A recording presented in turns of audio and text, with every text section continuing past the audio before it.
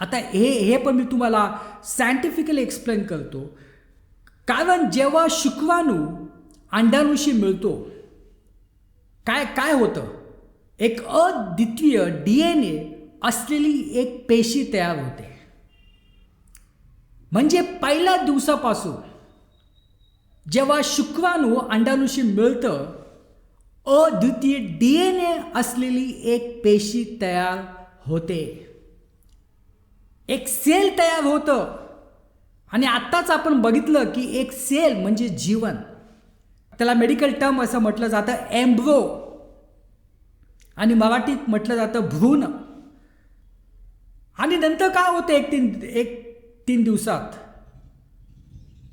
की ही एक पेशीचं दोन पेशीमध्ये विभागली जाते.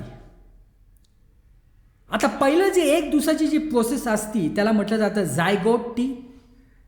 नंतरची प्रोसेस म्हटली जाते क्लीवेज किंवा अर्ली एम्ब्रो.